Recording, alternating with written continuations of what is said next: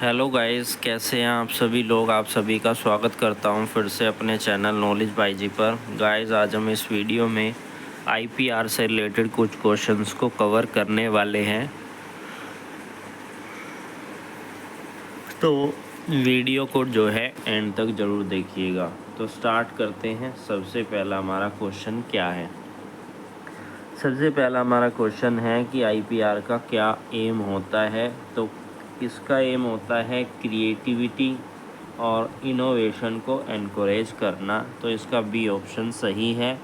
सभी के आंसर आपको जो है नीचे देखने को मिलेंगे। अगर किसी भी क्वेश्चन का जवाब मेरे हिसाब से आपके अनुसार गलत है तो कमेंट सेक्शन में कमेंट ज़रूर कीजिएगा। एक्सप्लेनेशन क्या कहती है कि जो आईपीआर का लॉ है, इंटेलेक्चुअल प्रॉपर्टी लॉ है, उसका एम है कि वो राइट को प्रोटेक्ट करे। किसके राइट को? जो क्रिएटर्स हैं, जो इन्वेंटर्स हैं, उनके राइट को प्रोटेक्ट करें और एनकरेज करें फर्दर इनोवेशन के लिए, यानी कि नई नई चीज़ों का इनोवेशन करना, उसके लिए प्रोत्साहित करें। क्रिएटिविटी के लिए जो ग्रांट की गई है उन्हें exclusively right to their creation, उनके क्रिएशन के लिए।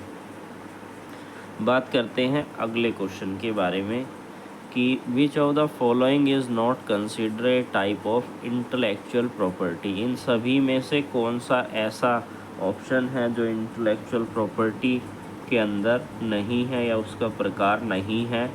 तो वो है हमारा ट्रेडमार्क नहीं, वो है हमारा ट्रेड एग्रीमेंट। कॉपीराइट, ट्रेडमार्क और पेटेंट, ये सारे हमारे आईपीआर के अंदर आते हैं। अब एक्सप्लेनेशन क्या कह रही है। ए trade agreement is a contract between the country regarding trade relation, यानी कि ट्रेड होने के संबंध में कंट्रीज़ के बीच में होने वाला कॉन्ट्रैक्ट एक ट्रेड एग्रीमेंट होता है।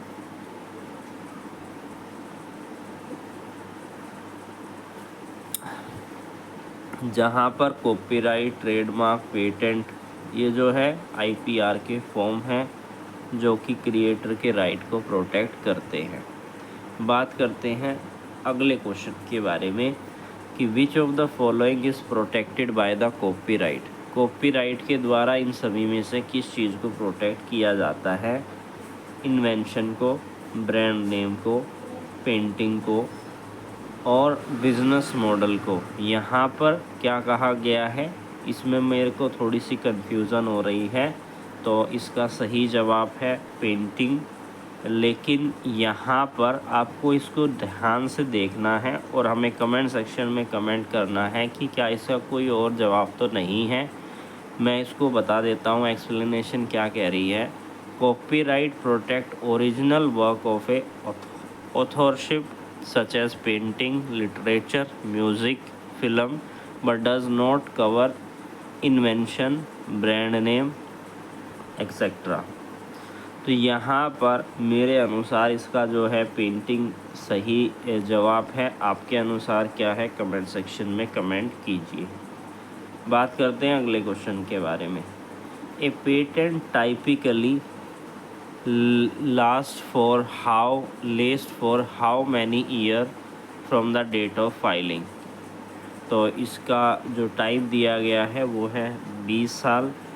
Under most jurisdiction a standard utility patent lasts for 20 years from the date of filing, providing the patent holder with exclusively right to innovation। बात करते हैं अगले क्वेश्चन के बारे में कि व्हाट इज़ ए ट्रेडमार्क। क्या है ट्रेडमार्क? ट्रेडमार्क क्या है? ट्रेडमार्क है हमारा गुड और सर्विस को आइडेंटिफाई करने के लिए उसका नेम और उसका सिंबल, उसे हम ट्रेडमार्क जो है कहते हैं। एक्सप्लेनेशन क्या कहती है। Trademark recognised sign, design, expression that distinct product or service of one entity from from those of other, यानी कि दूसरे से उसे साइन के रूप में, उसे डिज़ाइन के रूप में, उसके एक्सप्रेशन के रूप में अलग करता है। बात करते हैं अगले क्वेश्चन के बारे में। Which of the following is an example of A trade secret? क्या है? यूनिक रिसिप्ट इसका सही जवाब है। ए trade secret is any confidentiality businesses information that provide a competitive edge such as formulas, practices, processes. A receipt can be trade secret if it is kept confidential. बात करते हैं अगले क्वेश्चन के बारे में। What organization is primarily responsible for the international protection of IPR? कौन सी जो है इंटरनेशनली ऑर्गेनाइजेशन है जो प्रोटेक्ट करती है आईपीआर को, इंटेलेक्चुअल प्रॉपर्टीज़ को?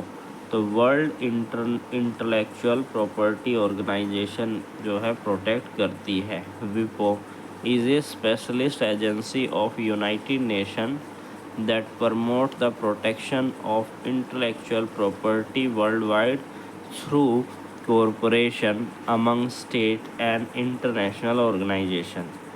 बात करते हैं अगले क्वेश्चन के बारे में। Which of the following statement about fair use in a true? इन सभी में से तो it is a doctrine that allow a limit use to copyright materials without acquiring permission, इसका जो है सही जवाब है। एक्सप्लेनेशन क्या कह रही है? Fair use is a legal doctrine that permit a limited use of a copyrighted material without the need for permission from the right holder, typically for purpose such as a criticism, comment, news reporting, teaching, scholarship and researches, ये सारी चीज़ें। बात करते हैं अगले question के बारे में। What is the preliminary requirement for obtaining A patent? सबसे पहली रिक्वायरमेंट क्या होती है पेटेंट को प्राप्त करने के लिए? The invention must be new, no obvious and useful, तो इसका बी आंसर जो है सही जवाब है। The qualify for a patent and innovation must meet these three criteria demonstrating that it provide a novel solution to problem। बात करते हैं अगले क्वेश्चन के बारे में। in which circumstances can a trademark be considered abandoned? किस परिस्थिति में? if it is not used in a commerce for a continuous period typically 3 years। Explanation क्या कह रही है? Trademark can be consider abandoned if the owner does not use it in commerce for an extended period, generally 3 consecutive years, indicated a lack of intent to maintain its trade right।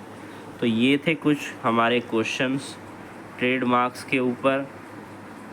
मैंने जो है आपको question पढ़े, उसका जवाब बताया, उसकी explanation बताई। आई होप आपको ये क्वेश्चन हेल्प करेंगे आपके एग्ज़ाम के लिए। फिर मिलेंगे एक नई वीडियो के साथ।